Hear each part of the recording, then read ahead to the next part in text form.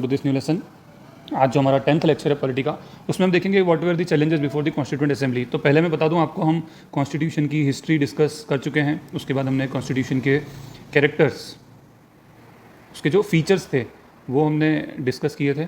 Features में हमने क्या देखा था, हमने उसके जनरल फीचर्स देखे, देन हमने उसके यूनिटरी फीचर्स भी देखे, और देन हमने उसके फेडरल फीचर्स देखे कॉन्स्टिट्यूशन के हमारे, ठीक है।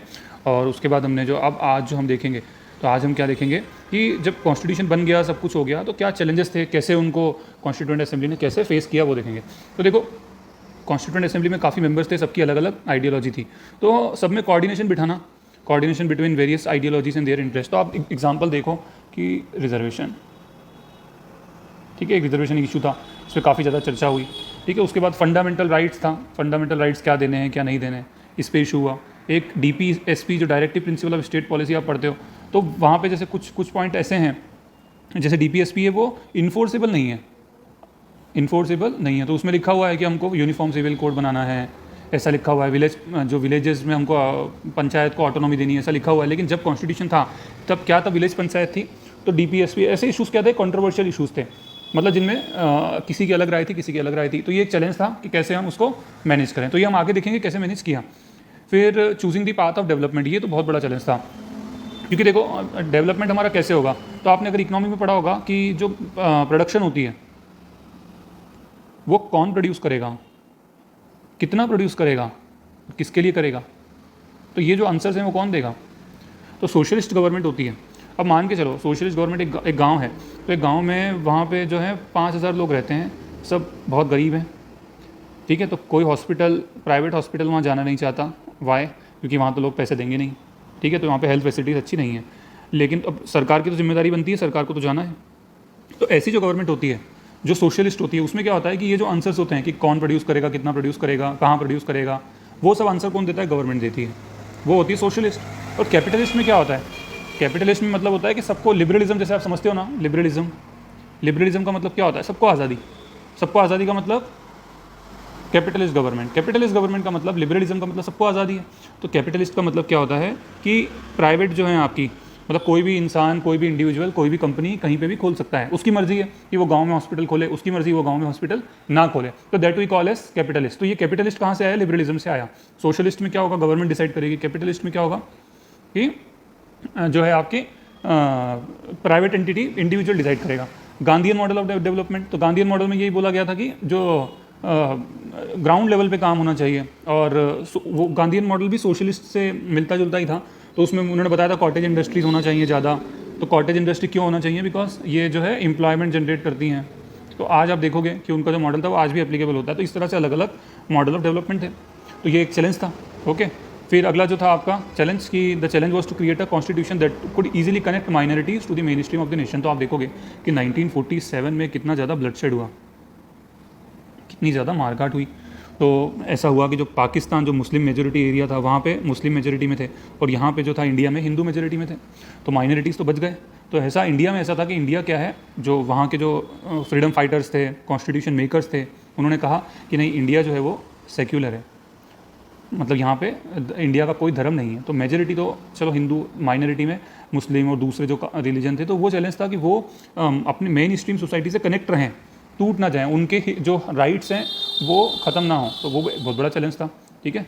और ये देखो, ये 4th पॉइंट उससे मिलता जुलता ही है कि इतनी, मतलब आप सोचो कितना चैलेंजिंग काम था कि आप देखो 1947 में जो ब्लडशेड हुआ, जो मारकाट हुई, ट्रेन भर भर के लाशें आती थी, तो वो जो ब्लडशेड हुआ उसके बीच में कॉन्स्टिट्यूएंट असेंबली ने कैसे कॉन्स्टिट्यूशन बनाया होगा, ठीक है। तो वो अपने आप में चैलेंज था। उसके बाद 500 से ज़्यादा प्रिंसली स्टेट्स थी, तो उनकी यूनिटी, इंटीग्रिटी कैसे इंक्लूड रखना है।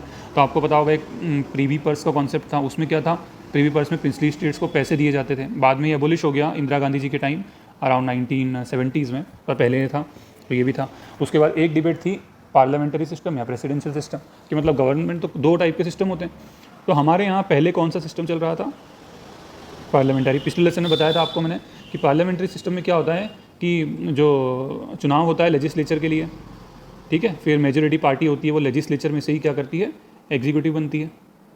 जैसे यहाँ पे चुनाव हुआ तो बीजेपी गवर्नमेंट आई, फिर बीजेपी गवर्नमेंट ने कुछ अपने प्राइम मिनिस्टर बनाया, और होम मिनिस्टर, डिफेंस मिनिस्टर ऐसे बनाया। प्रेसिडेंशियल सिस्टम में क्या होता है कि एक प्रेसिडेंट के लिए इलेक्शन होता है और एक वाइस प्रेसिडेंट के लिए इलेक्शन होता है, और फिर बाद में ये लोग जो हैं वो अपने एग्जीक्यूटिव खुद तय करते हैं, मतलब कौन आपका जो है डिफेंस, जो कौन आपका डिफेंस देखेगा, कौन होम देखेगा, इंफॉर्मेशन टेक्नोलॉजी कौन देखेगा, तो ये प्रेसिडेंशियल सिस्टम होता है। तो इसमें भी बहुत ज़्यादा डिबेट था। उसके बाद एक डिबेट था फेडरल सिस्टम के लिए कि फेडरल सिस्टम होगा तो कैसा होगा, मतलब क्या पूरा ऐसा सिस्टम होगा कि जहाँ पे सेंटर ही अथॉरिटी होगी, या फिर ऐसा सिस्टम होगा कि जहाँ फेडरल जो गवर्नमेंट है वही, मतलब जो स्टेट गवर्नमेंट है और सेंट्रल गवर्नमेंट दोनों आपस में काम करेंगी, या फिर ऐसा होगा कि फेडरल होगा लेकिन सेंटर की तरफ थोड़ा ज़्यादा झुका हो, या फिर स्टेट की तरफ ज़्यादा झुका हो। तो ये सब चैलेंज थे। एक जो आखिरी पॉइंट है उसमें ये था कि directive principles of state policy जो हैं क्या उनको इन्फोर्स किया जाना चाहिए। राइट टू प्रॉपर्टी है, क्या उनको इन्फोर्स किया जाना चाहिए। गवर्नर की हमने बात करी थी कि ऑफिस ऑफ गवर्नर हमने 1935 के एक्ट से लिया था, तो गवर्नर की अपॉइंटमेंट कैसी होनी चाहिए, ठीक है। जैसे आप एक इमरजेंसी का प्रोविज़न था, तो स्टेट इमरजेंसी है, तो वहाँ पे डॉक्टर बी आर अम्बेडकर ने कहा था कि ये जो स्टेट इमरजेंसी है आर्टिकल 356 है, उसको तो हमेशा एक डेड लेटर बन के रहना चाहिए, मतलब कभी यूज़ में आना ही नहीं चाहिए। मतलब ये जो प्रेसिडेंट रूल का मतलब क्या है कि जो सेंटर है स्टेट में सरकार कौन चलाएगी, अगर प्रेसिडेंट रूल रखता है तो स्टेट में सरकार कौन चलाने लग जाती है, सेंटर चलाने लग जाती है। तो ये तो डेमोक्रेसी के फेडरल सिस्टम के अगेंस्ट है, तो उन्होंने ऐसा कहा था। तो इस तरह की डिबेट्स चलती थी। अब ये जो प्रॉब्लम्स थी इसको सॉल्व कैसे किया गया, तो एक तो ये किया गया यूनानिमस डिसीजन। तो कोशिश तो यही होती थी कि जो जितने भी मेंबर्स हैं कॉन्स्टिट्यूएंट असेंबली के वो एक मत हो जाएँ, मान जाएँ, ठीक है, इस तरह से कोशिश होती थी।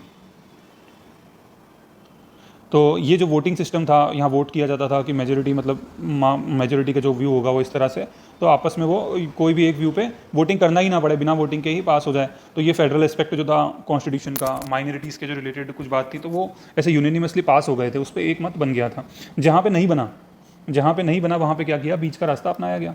फॉर एग्जांपल आप ले लो DPSP, directive principle of state policy.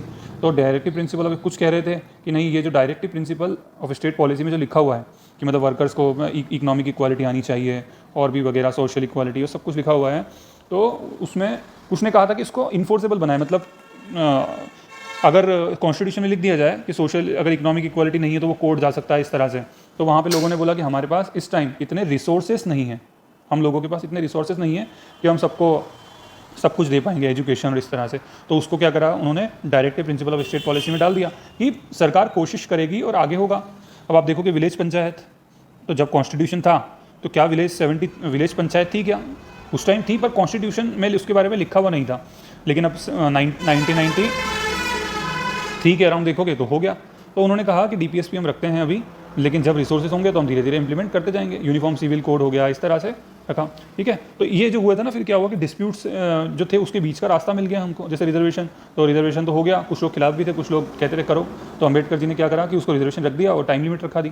तो अभी हम देखते हैं कि जब हमको लगेगा कि हाँ अब इसकी टाइम लिमिट, जो अब हमको रिजर्वेशन की ज़रूरत नहीं है तो हम हटा देंगे। नहीं तो अभी हम क्या कर रहे हैं, अमेंडमेंट्स, उसके पहले सिर्फ 10 साल के लिए था, फिर अमेंडमेंट से हम उसको टाइम उसका बढ़ाते जा रहे हैं। तो इस तरह से हमने डिस्प्यूट्स को सॉल्व किया, ठीक है। तो ये हमने पढ़ा। अब जो हमारा एक टॉपिक और है आखिरी इस चैप्टर का, तो वो क्या है कि हम पढ़ेंगे कि कॉन्स्टिट्यूएंट असेंबली के खिलाफ कुछ बातें कही गई, क्रिटिसिज्म हुआ, तो मतभेद हुए, ठीक है। तो वो जो क्या क्या थे वो हम पढ़ेंगे नेक्स्ट सेशन में। Okay friends, thank you so much.